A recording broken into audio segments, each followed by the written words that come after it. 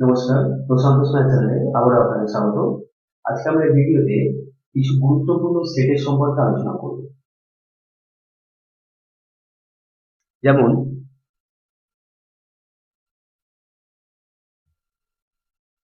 একপদী set, অর্থাৎ আমরা ইংরেজিতে বলি সিঙ্গেলটন সেট। Number 2,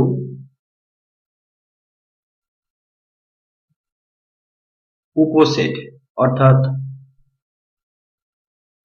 subset.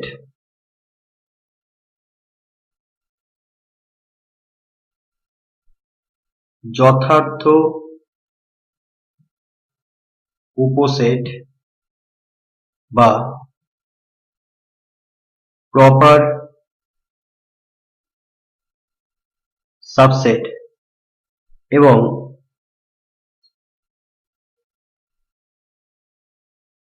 অধিসেট অর্থাৎ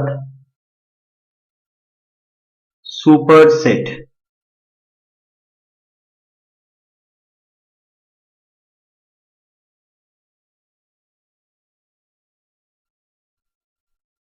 সার্বজনীন সেট অর্থাৎ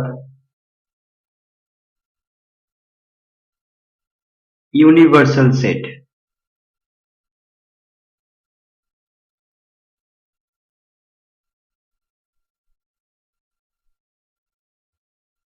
সূচক সেট অর্থাৎ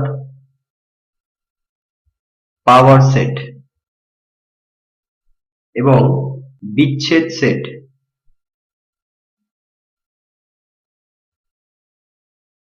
অর্থাৎ ডিসজয়েন্ট সেট। তবে ভিডিওটি শুরু করার আগে আমার রিকোয়েস্ট, তোমরা সেট তত্ত্বের উপর প্রথম যে দুটো ভিডিও আমি আপলোড করেছি, যার লিঙ্ক আমি ডেসক্রিপশন বক্সে দিয়ে দেবো, সেই ভিডিও দুটি অবশ্যই তোমরা দেখে নেবে।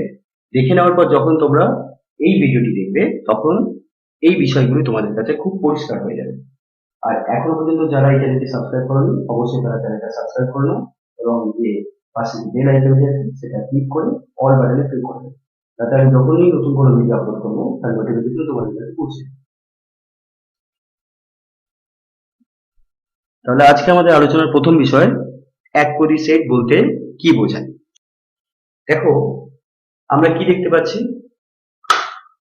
একপদী সেট অর্থাৎ যে সেটের মধ্যে একটি মাত্রই উপাদান থাকবে বা পদ থাকবে। সেটের যে উপাদানগুলো থাকে তাদেরকে আমরা সেটের পদ বলে থাকি। তাহলে কোন সেটে যদি একটি মাত্র উপাদান থাকে বা একটি মাত্র পদ থাকে তাহলে তাকে আমরা বলবো একপদী সেট বা সিঙ্গেলটন সেট। যেমন ধরে নেওয়া যাক, এ তোমাদের কাছে একটা সেট আছে, এ সেটের মধ্যে আমরা একটা উপাদান লিখছি স্মল এ। তাহলে এখানে এ সেটের পদ সংখ্যা কত?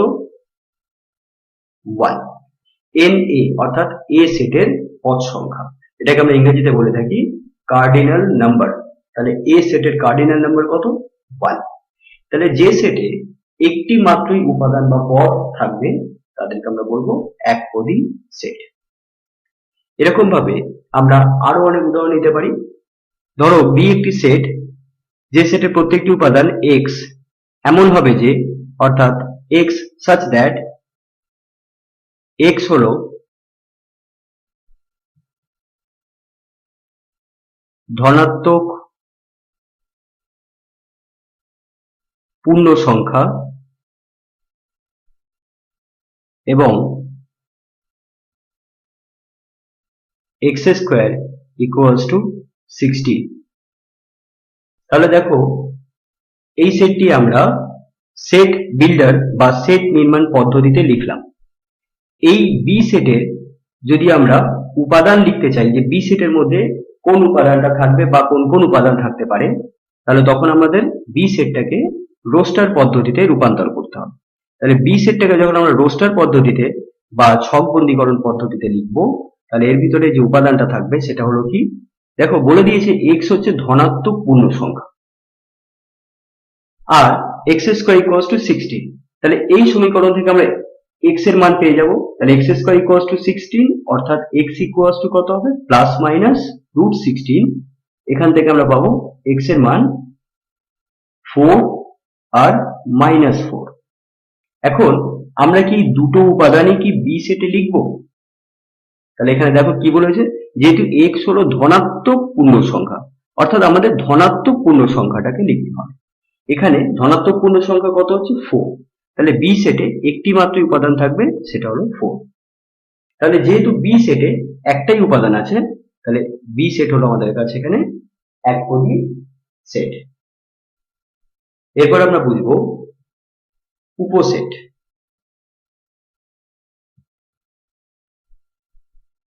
বা আমরা বলবো সাবসেট। ধরো তোমার কাছে দুখানা সেট আছে, একটা এ সেট আর একটা বি সেট। এখন এ সেটের মধ্যে তিনটে উপাদান আছে, 1 2 3, আর বি সেটের মধ্যে উপাদান আছে 1 2 3 4 5। এবার আমরা তাহলে এখানে দেখতে পাচ্ছি যে এ সেটে যে তিনটে উপাদান আছে, সেই তিনটে উপাদান বি সেটেও আছে, কিন্তু আমরা এটা বলতে পারছি না যে বি সেটে যে উপাদানগুলো আছে সেটা এ সেটেও আছে। কেন বলতে পারি না? কারণ বি সেটে আমরা দেখতে পাচ্ছি 4 আছে 5 আছে, কিন্তু এ সেটে 4 5 নেই। তাহলে আমরা শুধু এটাই বলতে পারবো যে এ সেটের উপাদানগুলো যেগুলো আছে সেটা বি সেটের মধ্যেও আছে। তাহলে এই ক্ষেত্রে আমার এ সেটটা হবে বি সেটের একটা উপসেট। তাহলে উপসেট বলতে আমরা সেই সকল সেটকে বলবো যে সকল সেটের যে উপাদান সংখ্যা অন্য কোনো সেটের মধ্যেও উপস্থিত থাকে। এক্ষেত্রে এ সেটের তিনটে উপাদান বি সেটের মধ্যেও আছে, তাই এ সেট হলো বি সেট একটা উপসেট। একইভাবে বি সেটের আরেকটা উপসেট আমি লিখতে পারি। ধরে নাও সি একটা সেট যার উপাদান হচ্ছে 4 2। তাহলে আমরা দেখতে পাচ্ছি সি সেটের মধ্যে যে দুটো উপাদান আছে সেটা কিন্তু বি সেটের মধ্যেও আছে। তাহলে সি সেটটাকে আমরা বলতে পারি বি সেটের একটা উপসেট। একইভাবে আমরা আরো উপসেট বানাতে পারি। ধরে নাও ডি একটা সেট। এখন এই ডি সেটের মধ্যে যে উপাদান আছে সেটা হলো 1 2 আর 5। তাহলে দেখতে পাচ্ছি ডি সেটে যে তিনটে উপাদান আছে সেটা কিন্তু বি সেটের মধ্যেও আছে। তাহলে ডি সেটটা বি সেটের একটা উপসেট। তাহলে এইভাবে বি সেট থেকে আমরা অনেকগুলো উপসেট বানাতে পারি। তাহলে উপসেট আমরা কি বলবো? উপসেট কাকে বলে বলবো? তাহলে উপসেট হচ্ছে এমন সেট। তাহলে উপসেট বানাতে গেলে সবার প্রথমে আমাকে একটা বৃহত্তর সেট নিতে হবে। উপসেট কিন্তু বানাতে গেলে আমাদের আগে থেকে একটা সেট থাকতে হবে। যেমনটা এখানে আমরা এখানে বি সেটটা ধরে নিলাম, এটা একটা সেট। এবার এই সেট থেকে আমরা অনেকগুলো উপসেট বানাবো। তাহলে উপসেট বানানোর নিয়ম কি? উপসেট হবে এমন একটা সেট যার মধ্যে যে উপাদানগুলো থাকছে সেই উপাদানগুলো অবশ্যই বি সেট থেকে আমাদের নিতে হবে। বি সেটের মধ্যে যে কটা উপাদান আছে সবকটা উপাদান নিয়েও আমি কিন্তু একটা সেট বানাতে পারি। ধরুন আমি একটা সেট বানালাম ই সেট। যে ই সেটটার মধ্যে যে উপাদানগুলো আছে সেগুলো হচ্ছে 1 2 3 4 5। তাহলে ই সেটে যে উপাদানগুলো আছে সেটা কিন্তু বি সেটেও আছে। তাহলে এই অর্থে আমরা ই সেটকে বি সেটের উপসেট বলতে পারি। কিন্তু এক্ষেত্রে আমরা এটাও বলতে পারি যে বি সেট আর ই সেট দুটো সমান সেট, কারণ এখানে যে পাঁচটা উপাদান আছে ওই পাঁচটা উপাদান ই সেটের মধ্যেও আছে। তাহলে ই আর বি এই দুটো সেট পরস্পর সমান। আবার বলতে পারি ই সেটকে বি সেটের উপসেট, বা উল্টোটাও বলতে পারি বি সেটকে বলতে পারি ই সেটের উপসেট। এবার আরেকটা জিনিস তোমরা জেনে রাখবে, কোনো একটা সেটের উপসেট আমরা কিন্তু ফাই বা শূন্য সেটকেও লিখতে পারি। ধরুন একটা সেট ফাই, অর্থাৎ ফাইকে আমরা বলি শূন্য সেট। শূন্য সেট হচ্ছে যে কোনো সেটের উপসেট, এটা মাথায় রাখবে তোমরা। শূন্য সেট মানে হলো যে সেটের মধ্যে একটিও উপাদান থাকে না। শূন্য সেট হলো যে কোনো সেটের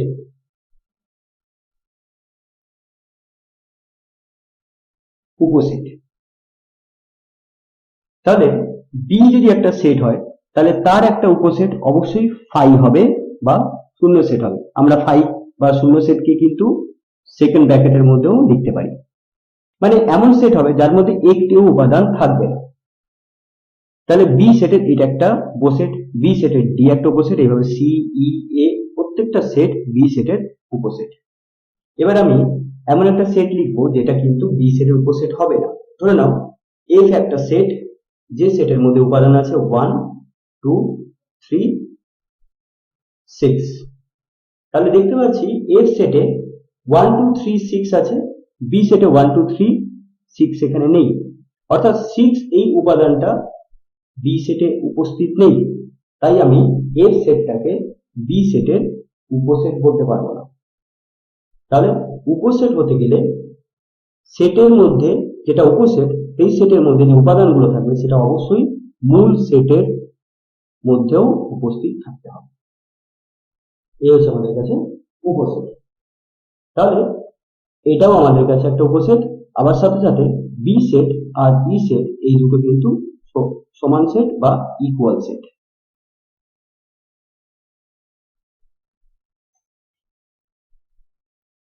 এবার এই উপসেট ব্যাপারটা আমাদের কাছে কিন্তু খুব গুরুত্বপূর্ণ। এই সেট চ্যাপ্টারে উপসেটের যে কনসেপ্ট আমাদের খুব পরিষ্কার রাখা উচিত। উপসেটের ব্যাপারে তোমাদের সম্পূর্ণ জ্ঞান থাকা দরকার, কারণ উপসেট থেকে অনেক ধরনের প্রশ্ন দিয়ে থাকে। তোমরা এরপর যখন ক্লাস 12-এ উঠবে তখন আমাদের উপসেটের আইডিয়া কাজে লাগবে। উপসেট, এখন দেখো একটা সেট যদি তোমাকে দিয়ে দেয় তাহলে সেই সেট থেকে তুমি কতগুলি উপসেট বানাতে পারবে, এই প্রশ্ন প্রায় সময় দিয়ে থাকে পরীক্ষা। ধরে নেওয়া যাক আমার কাছে একটা সেট দেওয়া আছে এ, যার মধ্যে 3টে উপাদান আছে এবিসি। এখন এই 3টে উপাদান দিয়ে আমি, অর্থাৎ এ সেট দিয়ে আমি এ সেটের কটা উপসেট বানাতে পারবো। তাহলে দেখো আমি এখানে বানাচ্ছি, যেমনটা বললাম যে কোনো সেটের একটা উপসেট তো শূন্য সেট হবে। তাহলে উপসেট গুলোকে আমরা লিখছি। এবারে উপসেট গুলি হলো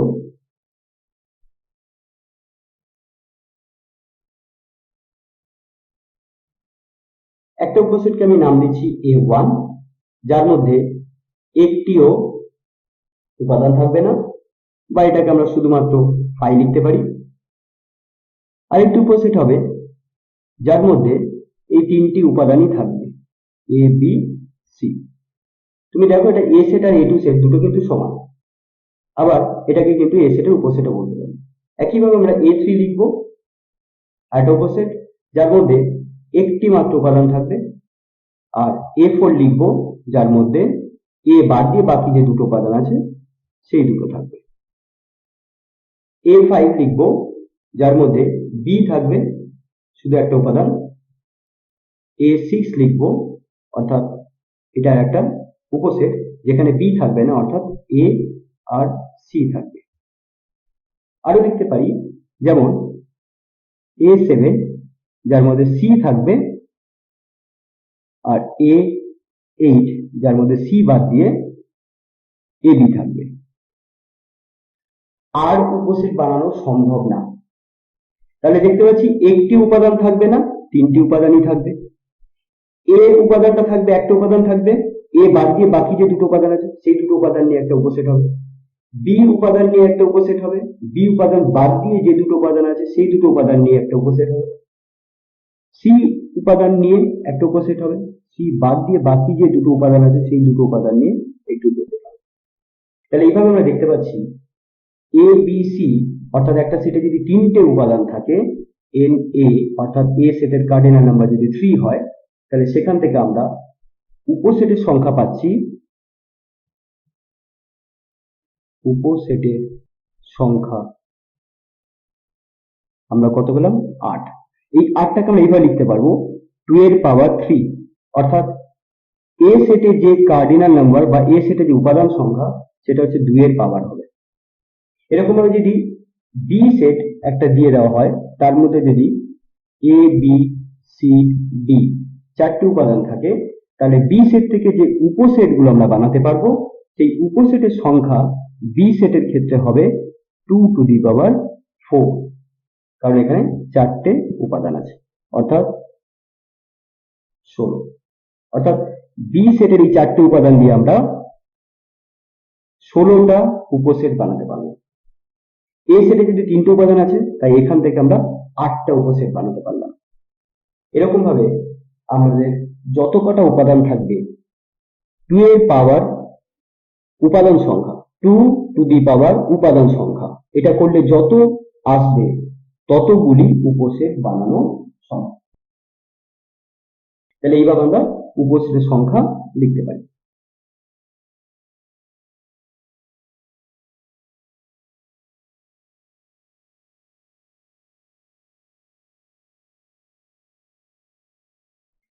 তাহলে আমি তোমাদের একটা কাজ দিচ্ছি, হোমওয়ার্ক দিচ্ছি, তোমরা এটা সলভ করে নিচে কমেন্ট বক্সে কমেন্ট করবে।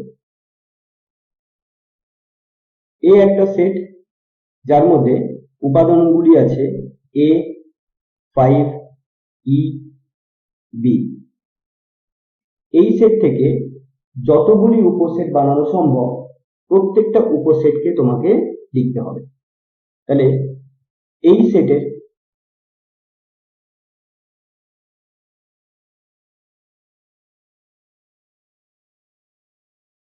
উপসেটগুলি কি কি হবে, এর উত্তর অবশ্যই তোমরা কমেন্ট বক্সে লিখবে। এরপর আমরা বুঝবো যথার্থ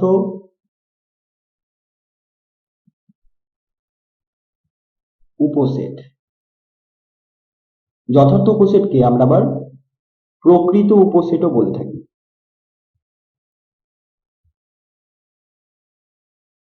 অর্থাৎ প্রপার সাবসেট। এবং এর সাথে আমরা আরেকটা জিনিস বুঝে নেব, সেটা হলো অধিসেট, অর্থাৎ সুপারসেট। দেখো আমি এখানে কিছু উদাহরণ নিচ্ছি। এ হচ্ছে একটি সেট যার মধ্যে উপাদান আছে 1 2 3। বি আর একটা সেট আছে যার মধ্যে আছে 1 2 3। সি একটা সেট আছে যার মধ্যে উপাদান আছে A B C D. D আর একটা সেট আছে যার মধ্যে উপাদান আছে এ বি সি। এখন দেখো আমরা যদি এ আর বি সেটের দিকে যদি দেখি, তাহলে দেখব এ সেটে যে 3টে উপাদান আছে সেই উপাদান 3টে বি সেটের মধ্যেও আছে। এই জন্য আমরা এখানে এ সেটকে আর বি সেটকে বলবো সমান সেট, এবং এরা পরস্পর উপসেটও বটে, এরা উপসেটও হবে। এখন যদি সি আর ডি এই দুটো সেটের দিকে তাকাই, তাহলে দেখব ডি সেটে যে 3টে উপাদান আছে সেই 3টে উপাদান সি সেটের মধ্যেও আছে। তাহলে এই অর্থে ডি সেটটাকে বলবো সি সেটের উপসেট। এবং উপসেটকে আমরা কিভাবে লিখি? উপসেটকে আমরা আগেরবার আমি এটা বললাম না, এটা তোমরা জেনে নাও। ডি সেটটা যেহেতু সি সেটের উপসেট, তাই আমরা এটিকে লিখবো এইভাবে, ডি হলো সি সেটের উপসেট। তাহলে এরকম ভাবে আমরা একটি চিহ্ন দেব, এটি উপসেটের চিহ্ন। তাহলে ডি হলো সি সেটের উপসেট। তাহলে উপসেটকে বোঝাতে গেলে আমরা এইভাবে চিহ্ন দিয়ে লিখতে পারি, অথবা এইভাবে চিহ্ন দিয়ে লিখতে পারি। এখানে বৃহত্তর সেটটার দিকে কিন্তু এই খোলা অংশটা থাকবে। যেহেতু সি সেটের উপসেট হচ্ছে ডি, তাহলে সি এর দিকে এই খোলা অংশটা থাকবে।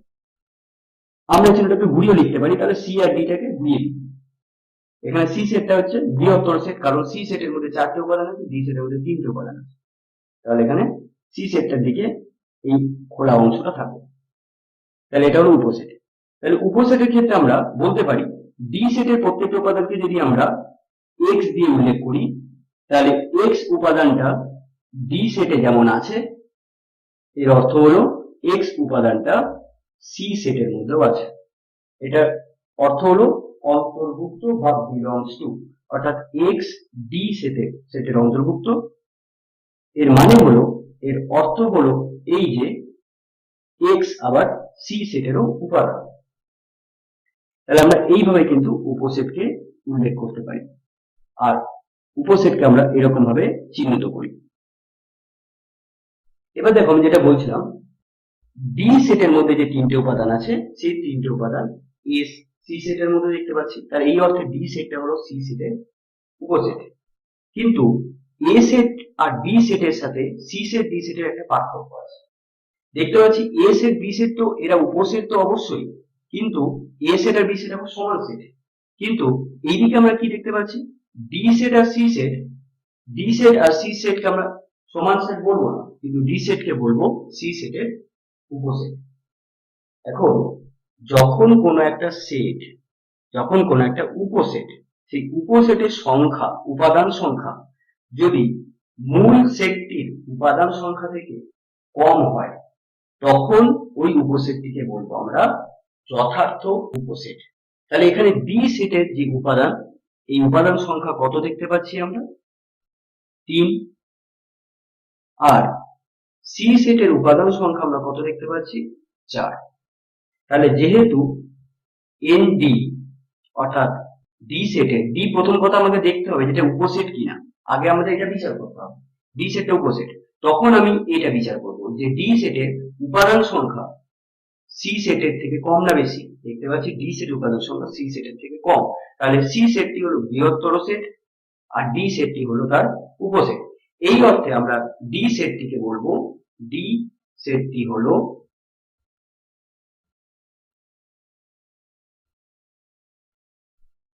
যথার্থ উপসেট, এবং সি সেটটিকে বলবো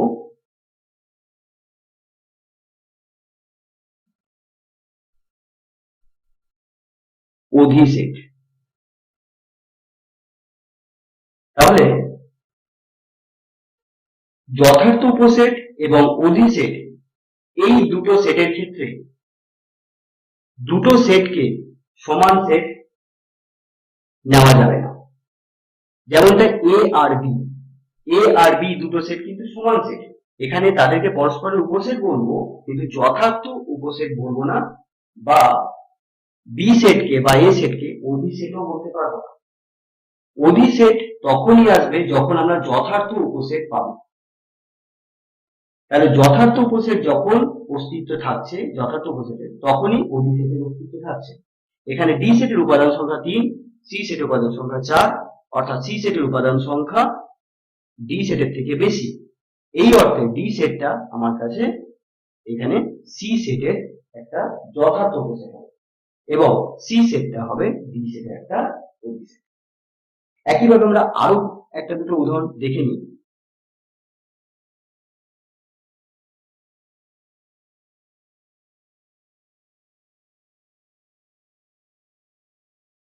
ধরে নেওয়া যাক এ একটা সেট যার মধ্যে আছে alphabet A E I O U. আরেকটি সেট ধরে নাও বি সেট, যার মধ্যে উপাদানগুলো আছে ই ও ইউ। এখন দেখো বি সেটে যে তিনটে উপাদান, সেটা কিন্তু এ সেটেরও তিনটে উপাদান। এই তিনটে উপাদান এই সেটের মধ্যেও আছে, ই ও ইউ। তাহলে এই অর্থে আমরা দেখতে পাচ্ছি বি সেটটা একটা উপসেট। কার উপসেট? এ সেটের উপসেট। কিন্তু এই উপসেটটাকে আমরা কিন্তু বলবো যথার্থ উপসেট, কারণ বি সেটের যে পদ সংখ্যা সেটা হচ্ছে 3, আর এ সেটের যে পদ সংখ্যা সেটা হচ্ছে 5। এখানে দেখতে পাচ্ছি N B less than N A. তাহলে আমরা বি সেটটাকে বলবো যথার্থ উপসেট। উপসেট তো বটে, বাট এখন যথার্থ উপসেট। আর এ সেটটাকে আমরা বলবো অধিসেট।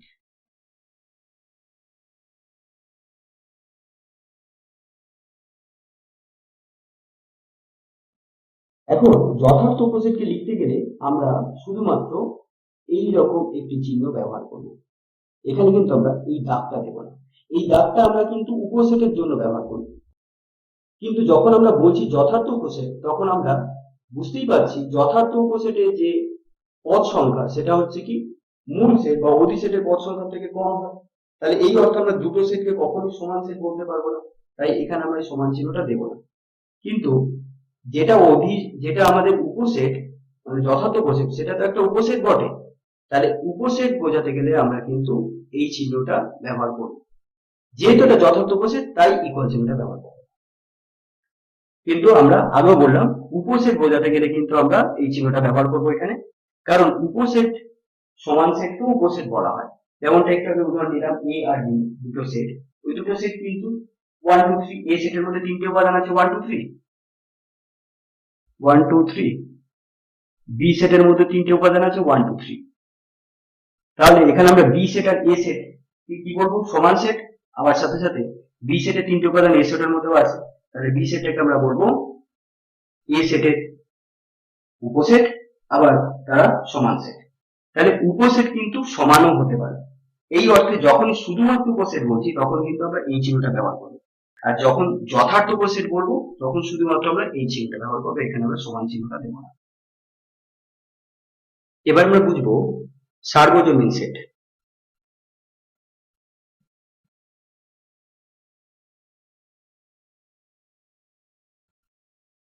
অর্থাৎ আমরা ইংরেজিতে বলবো ইউনিভার্সাল সেট। দেখো আমাদের কাছে দুটো সেট আমরা সবার প্রথমে ধরে নেব, একটা সেট এ ধরে নিচ্ছি, একটা সেট বি সেট ধরে নিচ্ছি। এ সেটটাকে আমরা বলছি আলোচ্য সেট, মানে যে সেটটা নিয়ে আমরা আলোচনা করব, আলোচ্য সেট। আর বি সেটটা একটা বৃহত্তর সেট, বি সেটটাকে আমরা একটা বলবো বৃহত্তর সেট। বৃহত্তর সেট এর অর্থ হলো যে এর পদ সংখ্যা সবসময় এ সেটের থেকে বেশি হবে, সেটা সমানও হতে পারে, বাট আমরা সাধারণত বেশি ধরে নেব যে বি সেটের মধ্যে পদ সংখ্যা এ সেটের থেকে বেশি আছে। তাহলে এ সেটটা নিয়ে আমরা আলোচনা করছি, ধরুন এ সেটের মধ্যে তিনটে উপাদান আছে 2 5 10, আর বি সেট হচ্ছে পূর্ণ সংখ্যার সেট। পূর্ণ সংখ্যার সেটকে কিন্তু আমরা আলাদা করে জেড দিয়ে চিহ্নিত করি, জেড। তো জেডও আমরা এখানে লিখতে পারি, বি এর জায়গায় জেড লিখতে পারি। তাহলে জেড হচ্ছে পূর্ণ সংখ্যার সেট। এখন ভাবো পূর্ণ সংখ্যার সেট কোনগুলো হয়, পূর্ণ সংখ্যার সেটে যে উপাদানগুলো থাকবে সেগুলো কি কি হবে, 1 হতে পারে, 0 হতে পারে, 2 3 4 -1 -2 -3, এরকম ভাবে অসংখ্য সংখ্যা হতে পারে। অর্থাৎ এই সেটটা আমার কাছে একটা বৃহত্তর সেট যার উপাদান সংখ্যা অনেক। এবার এ সেটটাকে আমরা আলোচনা করছি যার তিনটে উপাদান আমরা এখানে দেখতে পাচ্ছি 2 5 10। এখন এই সেটটার সাপেক্ষে এই বৃহত্তর সেটটাকে আমরা বলবো সার্বজনীন সেট। তাহলে যখন আমরা একটা সেটকে নিয়ে আলোচনা করছি তখন আমাদের সবসময় ধরে নিতে হবে সেই আলোচ্য সেটটা একটা বৃহত্তর সেটের অংশ। যে কোনো সেট যখনই আমরা আলোচনা করব, যদি আমরা ধরে নিই আমার কাছে একটা সেট আছে রামধনু 7টা রঙের সেট, তাহলে রামধনু 7টা রঙের সেট নিয়ে যদি আমরা আলোচনা করি তাহলে এই সেটটাকেও কিন্তু আমাদের ধরে নিতে হবে একটা বৃহত্তর সেটেরই একটা অংশ বা একটা উপসেট, বৃহত্তর সেটের একটা উপসেট। সেই বৃহত্তর সেটটা কি, বর্ণের সেট, বর্ণ বা রঙের সেট। এবার ভাবো রং তো অনেক ধরনের হয়, কালো, সাদা, নীল, হলুদ, সবুজ, বেগুনি, আরো অনেক ধরনের রং হয়, কিন্তু রামধনুর মধ্যে 7টা রঙই থাকে। তাহলে রামধনু 7টা রঙের যে সেট, এই সেটটা বর্ণের যে সেট হচ্ছে সেই সেটেরই একটা অংশ। তাহলে বর্ণের যে সেটটা আমরা বলছি সেটা অ্যাকচুয়ালি কি হচ্ছে, একটা বৃহত্তর সেট। আর ওই বৃহত্তর সেটেরই একটা অংশ হলো রামধনু 7টা বর্ণের সেট। তাহলে যখনই কোনো একটা সেট আলোচনা করি তখন সেই সেটটা সবসময় হয় একটা বৃহত্তর সেটের একটা অংশ, এবং ওই বৃহত্তর সেটটাকে আমরা আলোচ্য সেটের সাপেক্ষে কি বলবো, সার্বজনীন সেট। তাহলে সার্বজনীন সেট আমরা যখনই ব্যাখ্যা করব তখন আমাদের একটা আলোচ্য সেটকে ধরে নিতে হবে। আলোচ্য সেটটা যে বৃহত্তর সেটের অংশ হবে সেই বৃহত্তর সেটটাকে আমরা আলোচ্য সেটের সাপেক্ষে সার্বজনীন সেট বলবো। তাহলে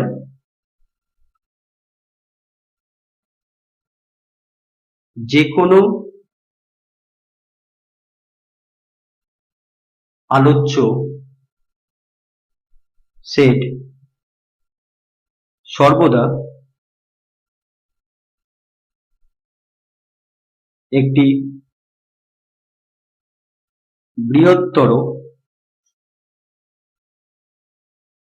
সেটের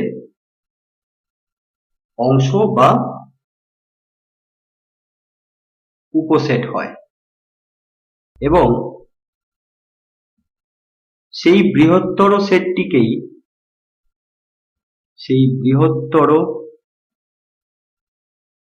সেটকে আলোচ্য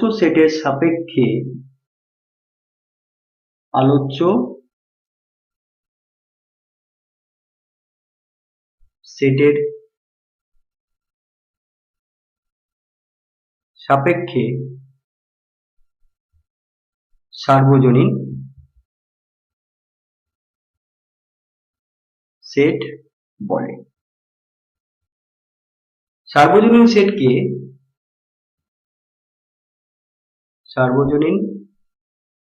সেটকে ইংরাজি ইউ বা এস বর্ণ দ্বারা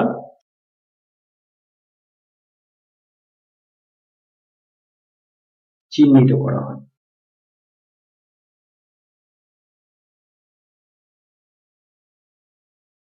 তাহলে আমরা এই জেড সেটটাকে কিন্তু আমরা ইউ বা এস অর্থাৎ সার্বজনীন সেট দিয়েও উল্লেখ করতে পারি।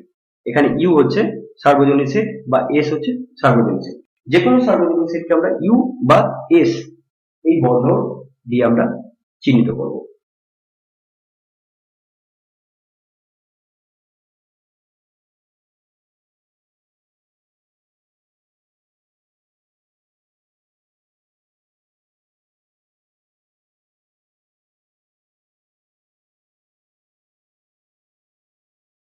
এবার আমরা বুঝে নেব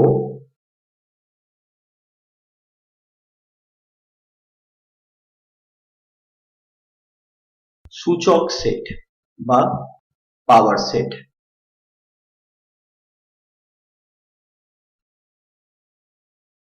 এই সব বিষয়গুলোই সার্বজনীন সেট বলো বা সূচক সেট বলো, এগুলো কিন্তু সবই উপসেট থেকেই আসছে।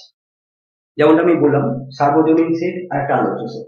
তাহলে আলোচ্য সেটটা হচ্ছে সবসময় একটা বৃহত্তর সেটের অংশ, আর ওই বৃহত্তর সেটেরই সাবসেট হচ্ছে বা উপসেট হচ্ছে আলোচ্য সেটটা।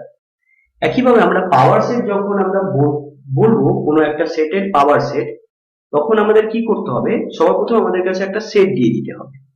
এ হচ্ছে একটা সেট, যে সেটের মধ্যে ধরে নাও উপাদান আছে 1 2 3। এবার এখান দিয়ে আমরা যতগুলি উপসেট বানানো সম্ভব সবগুলোকে বানাবো। দেখতে পাচ্ছি 3টে উপাদান আছে এনে, অর্থাৎ এ সেটের কার্ডিনাল নাম্বার বা উপাদান সংখ্যা কত 3। তাহলে এই হিসাবে আমরা জানি উপসেটের সংখ্যা কতগুলো হবে, উপসেটের সংখ্যা কত হবে 2 টু দি পাওয়ার 3 অর্থাৎ 8। এই 8টা উপসেটকে আমাদের লিখতে হবে। তাহলে একটা উপসেট তো হবে 5, আর একটা উপসেট হবে 1 নিয়ে একটা উপসেট, 2 নিয়ে একটা উপসেট, 3 নিয়ে একটা উপসেট, মানে একটা একটা করে উপাদান নিয়ে একটা উপসেট। তারপরে এগুলো সবই এক একটা করে উপসেট। তারপর ধরো দুটো করে উপাদান নিয়ে আমি উপসেট বানাবো 1 2 2 3 1 3। এবার 3টে উপাদান নিয়ে একটা উপসেট বানাবো 1 2 3। তাহলে দেখো কটা উপসেট হচ্ছে 1 2 3 4 5 6 7 8। এই 8টাই উপসেট আমি বানাতে পারবো। এখন পাওয়ার সেট বা সূচক সেট আমরা এইভাবে লিখব, পি এ, ক্যাপিটালে পি লিখবো আর তার ভেতরে এ। এর অর্থ হলো এ সেটের সূচক সেট, এ সেটের সূচক সেট। যখনই কোনো সেটের সূচক সেট লিখবো তখন পি লিখে যে সেটের সূচক সেট লিখতে যাবো সেই সেটটাকে ফার্স্ট ব্র্যাকেটে নিয়ে যাবো।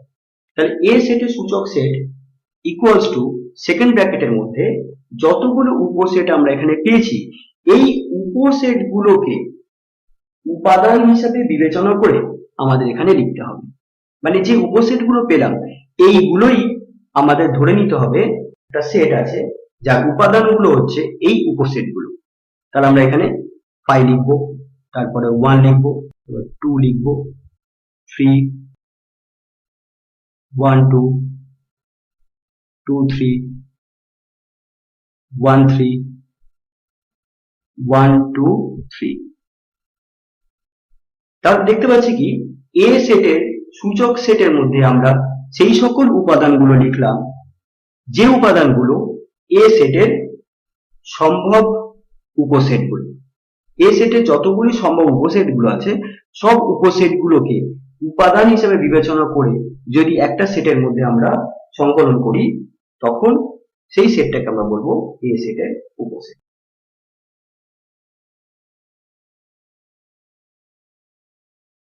এবার যদি আমি তোমাদের একটা প্রশ্ন করি, এই প্রশ্নের উত্তর তোমরা কমেন্ট বক্সে দেবে।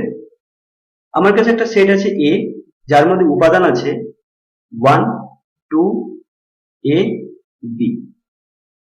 এখন আমার প্রশ্ন হচ্ছে এ সেটের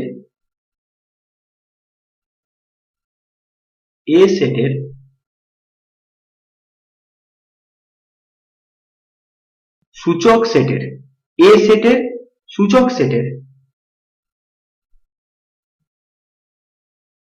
কতগুলি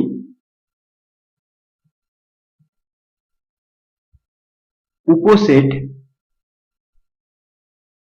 সম্ভব বা কতগুলি উপসেট আছে। অর্থাৎ প্রশ্নটা বলতে চাইছি এ সেট আমাদের এখানে দেওয়া আছে, এ সেট থেকে এই সেটেরই একটা সূচক সেট বা পাওয়ার সেট আমাদের বানাতে হবে। সেটা তোমরা অবশ্যই বানাতে পারবে।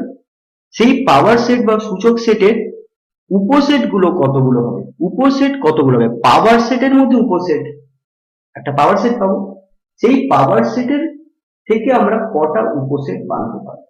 তাহলে আজকে আমাদের আলোচনার শেষ বিষয় হচ্ছে বিচ্ছেদ সেট অর্থাৎ ডিসজয়েন্ট সেট।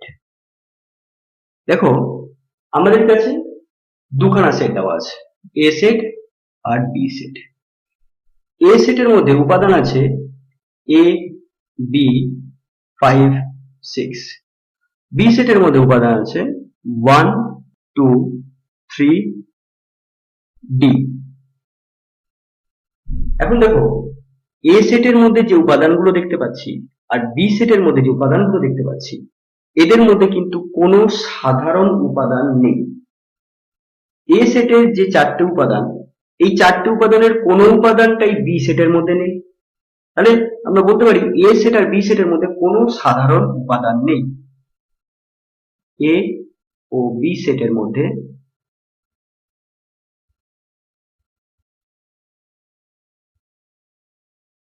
কোনো সাধারণ